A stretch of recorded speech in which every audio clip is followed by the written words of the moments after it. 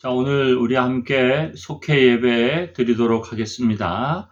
오늘 우리 함께 보실 말씀은 고린도전서 1장 26절에서부터 31절까지의 말씀이 되겠습니다.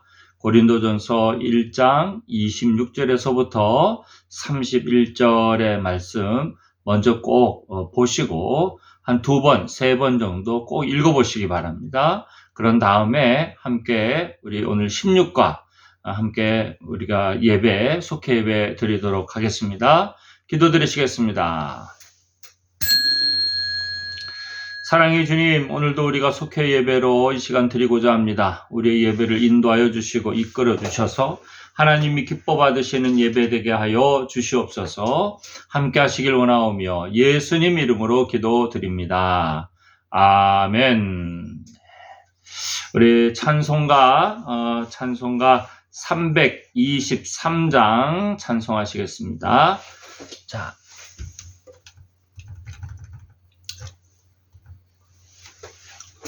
찬송가 323장입니다.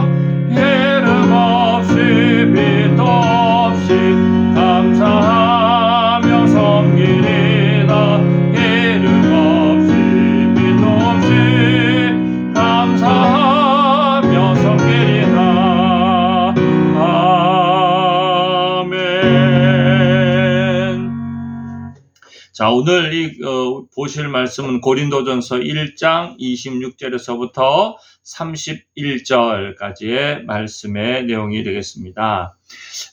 이 말씀의 내용을 보시게 되면은 형제들에 대해서 우리가 서로 돌아보고 또 서로 이 고린도 교회 내에는 그런 서로 잘난 사람들에 대한 부분들이 다루어지게 되고 자꾸 자기 자랑을 하게 되는 거예요.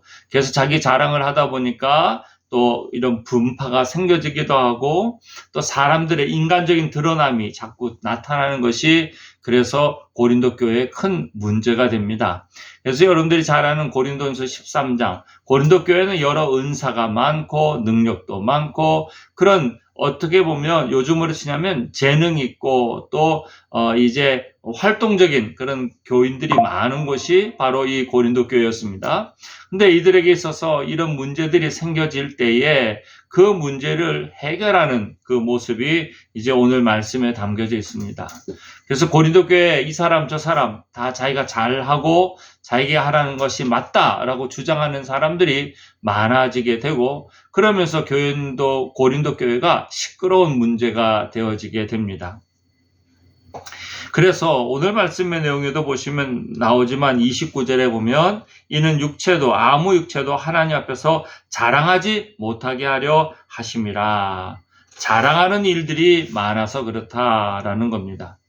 그러면서 그 성도들에게 있어서 이 고린도 교회에서 한 1년 6개월 정도를 머물면서 복음을 전하는데 그런데 그 하나님이 사용하고 부르심에 대한 그 원리나 원칙을 잘 깨닫지 못하더라라는 겁니다.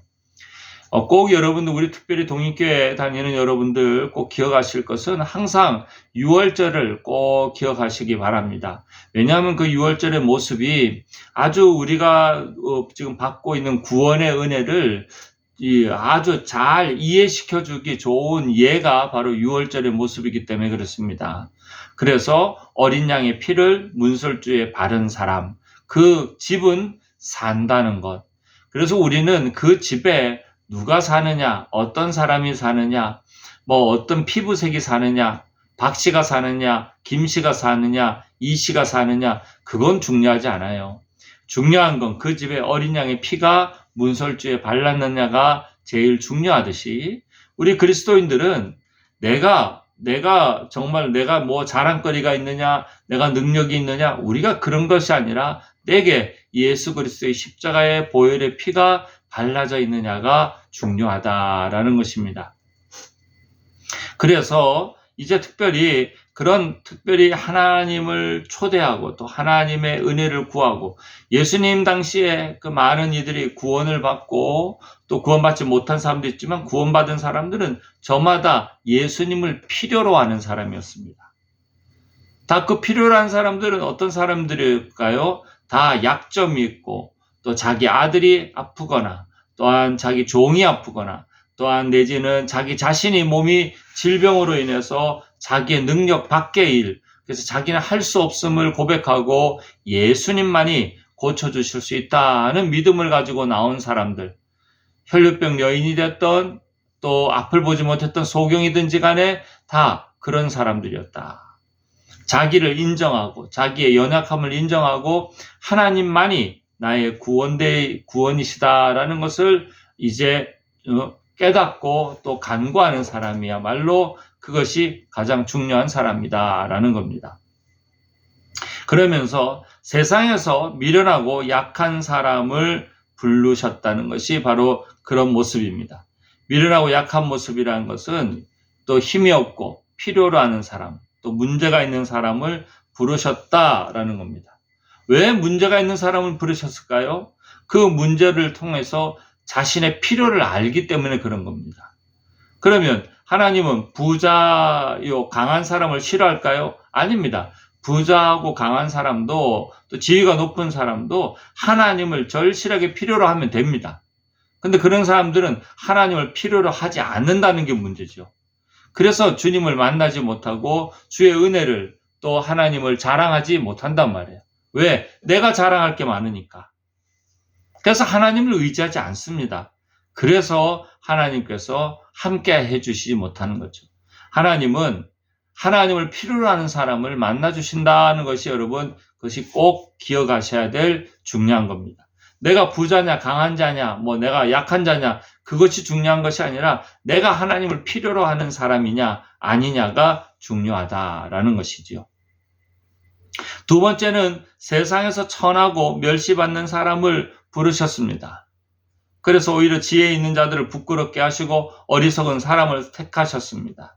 제가 계속 말씀드리지만 그건 하나님이 지혜 있는 자들을 싫어하는 것이 아닙니다. 지혜 있는 자들은 자기 머리를 믿고 하나님을 간절하게 찾지 않는다는 거죠. 하나님을 찾지 않는 기준에서 여러분이 보셔야 돼요. 그래서 그 사람들은 하나님께서 가까이 할 기회조차가 없는 겁니다.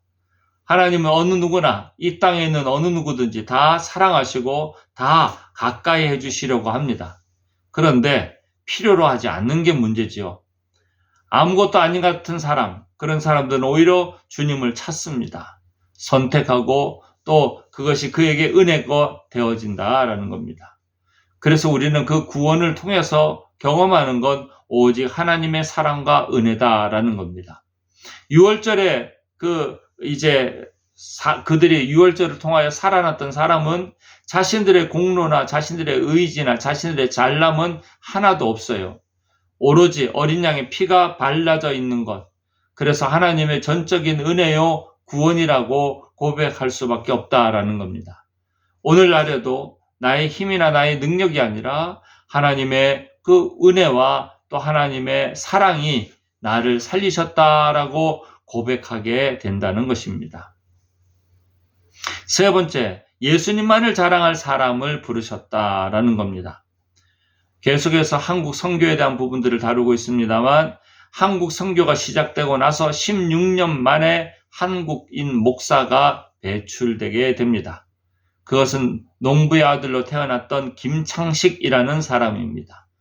자, 그 목사님은 이제 처음에는 서양인들이 아이를 유괴해 잡아먹는다는 영아 소동의 증거를 찾으려고 몰래 올린거 선교사님의 집에 머슴으로 가게 됩니다. 그런데 그 머슴인 자신에게 있어서 인간적으로 대우해주는 그 선교사의 모습에 은혜를 받게 됩니다. 그리고 이건 잘못된 일이구나 하고 깨닫게 되지요. 그리고는 그는 사람을 섬기던 종에서 예수님을 섬기는 종으로 바뀌어지게 되고 한국의 조선의 바울이라고 말할 정도의 삶을 살게 됩니다. 그러다가 1901년 5월 김창식은 김기범과 함께 한국인 최초의 목사 안수를 받게 됩니다. 바로 이런 거죠.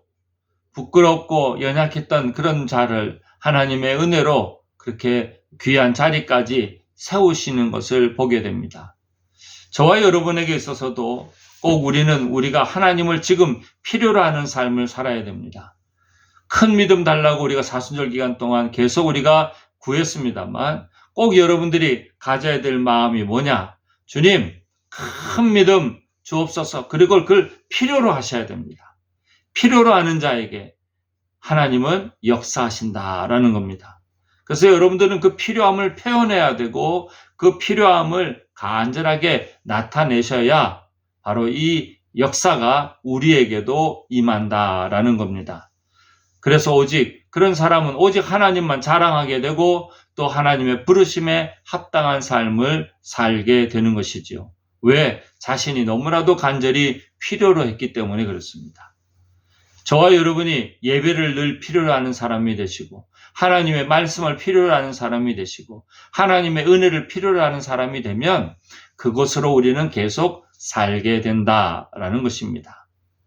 꼭 여러분 한 주간 동안에도 우리 속회원 여러분 모두가 하나님을 꼭 필요로 하는 사람이 되시고 그 필요함을 통하여 승리하는 저와 여러분 되시기를 속회원들 되시기를 간절히 축원합니다. 기도드리시겠습니다. 사랑의 주님, 오늘도 우리가 귀한 말씀으로 깨닫게 하여 주시니 감사합니다. 하나님 우리가 믿음 안에 거하게 하여 주옵시고 또 하나님의 돌보심의 은혜가 우리 모두에게 임할 수 있도록 역사하여 주시옵소서.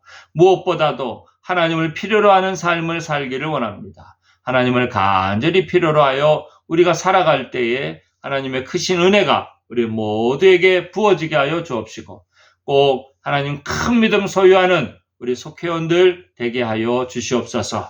지금은 우리 주 예수 그리스도의 십자가의 은혜와 또한 하나님 아버지의 크고도 놀라우신 사랑과 성령님의 감화 감동 충만 역사하심이 날마다 하나님을 필요로 하고 또 하나님의 은혜로만 살기를 원하는 우리 모든 속회원들 위에 함께하옵시기를 간절히 축원하옵나이다.